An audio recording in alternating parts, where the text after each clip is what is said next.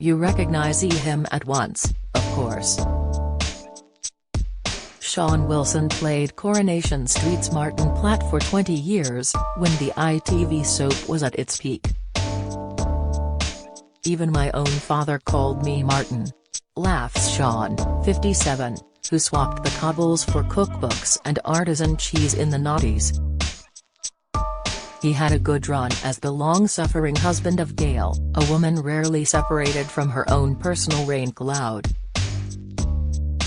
Helen Worth is a lovely lady, but I don't know if the viewing public ever took to Gail, Sean tells me with a broad grin. I used to get asked how have you lasted so long with her? So Helen did a great job. Martin was also the lover of Sally Webster, not to mention nurse Rebecca Hopkins and, controversially in 2005, teenager Katie Harris, played by Lucy Jo Hudson. That memory still hurts. She was 16, Martin was 37, and the producers said they wanted it to go further. I said, I'm not happy with that. Why do it to me? I gave you my heart and my soul, and this is what I get back? I thought that was the time to get my coat and leave, so my future was in my hands. Platt? Splat. As a teenager in Ashton-under-Lyne, Sean was rarely at home. I was always up early in the morning, I was up and out, he recalls. I had a milk round and I worked in the local market, on a fruit and veg stall to start with. I was out playing football, I captained football teams, I was in swimming galas. He was more out than Mickey Flanagan. Why? I was the eldest child and had a stepfather, so home life wasn't as good as it should be. I spent a lot of my time away from the house. He shrugs and adds, but that's life. You're not born into a fairy story. His comprehensive school opened doors for him. I had a great drama teacher, Brian Johnson, an exactor who knew how to coax urban kids into creative arts. In my O-level year, we did auditions using contemporary texts in the school theatre. I had to do Peter Nichols's A Day in the Life of Joe Egg and a Ben Jonson soliloquy from Edward Bond's Bingo. I remember waiting for a reaction.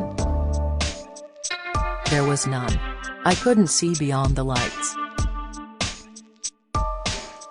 Finally, the main lights came on, Mr. Johnson walked up, put his arm around me and said we need to talk, it's a cultured life for you. Wilson left school at 16 with O-level drama and a precociously early A-level art. He took a drama course at Oldham College along with Sarah Raquel Watts Lancashire and Tony Marshall, later of Life on Mars fame. They told me that Oldham Theatre Workshop was the place to be, so I joined and did 4 to 5 shows, including a musical written by Gary Hargraves, Sarah's first husband. Unknown to him, Granada TV casting producers were taking a keen interest.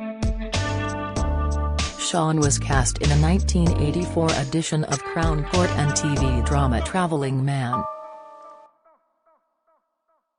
In 1985, he landed Coronation Street.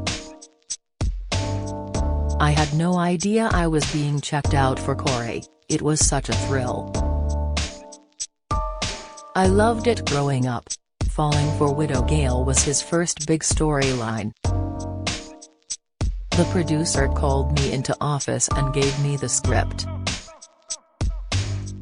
It said, Martin kisses Gail. That was how I found out about it, that was the beginning of our relationship.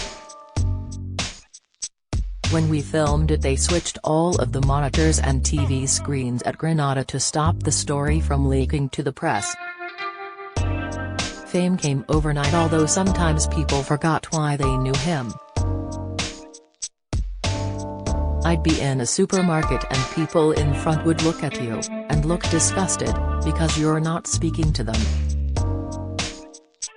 They assume they know you from working at the same factory, which of course you didn't, so why aren't you speaking to them? It was such a boon because my home life was not the best. Now I could afford my own place. Filming the soap was hard work, so naturally, the cast let off steam. ITV moved us into rabbit hutch dressing rooms, a bunch of us were hanging around with nothing to do, and shenanigans ensued. Singer Paul Jones from Manfred Mann was due to present a live TV music show. We tied him up just before he was due on air. It wasn't my idea. It was anchor bride, Deidre Barlow, who got the rope. We tied him up and just left him in a room on his own. He was ever so cool about it. He couldn't have got out himself, he wasn't Houdini. Someone must have been sent looking for him. For the 1989 Royal Command performance, Sean got to the hotel bar only to be pushed aside by the producer who said, "I think you'll find I'm first." Sean recalls. He tells me I'm going to put all my drinks on your bill, but I saw his key, room 303, so we decided we'd put all our drinks on his bill instead.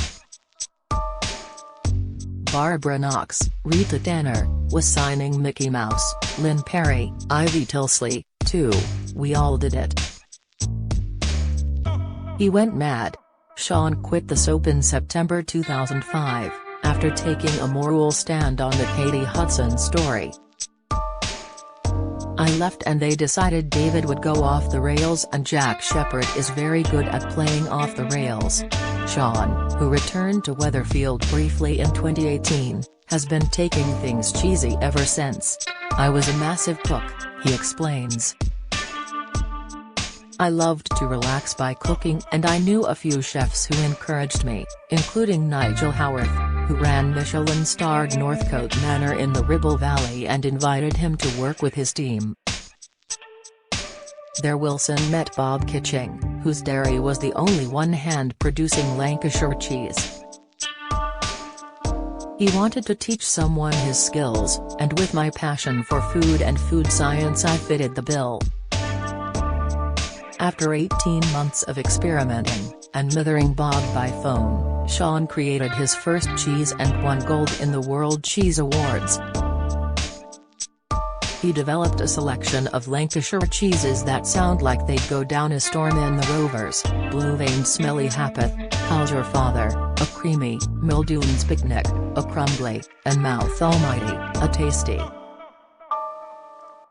In 2011 Smelly Hapeth also won gold, beating Gorgonzola. Had swapped a good life for a Gouda one. But it's been hard cheese for the business recently. "The price of milk has more than doubled, distribution costs have too, so I've laid off the white cheeses for a bit," he admits. "It's tough. I was in Tesco and Asda but now they're doing their own brands." In 2012, Sean published The Great Northern Cookbook, The Antidote to McDonald's, which spawned a 2013 Channel 5 TV series. He recently published the cheese-themed Cheddar Gorge and is fully committed to his company, Artisan Farm. He is currently writing a second cookbook.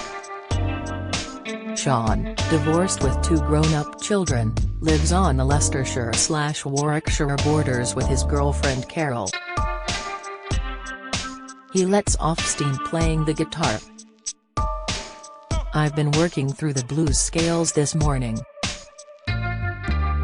It'll be jazz scales next. I'm looking to put a band together." His tastes range from the late Gary Moore and B.B. King to jazz singer Melody Gardot via Miles Davis and the Beatles. "I've always loved music, food, my artwork and poetry. I'm very much a culture vulture." He does occasional TV shows, including Waterloo Road and Dancing on Ice, but prefers theatre work. I'm pigeonholed as an actor because of doing Corrie. I've done theatrical tours. But you can't live on them. You end up spending all the money on digs and travel. He and Carol are also keen detectorists.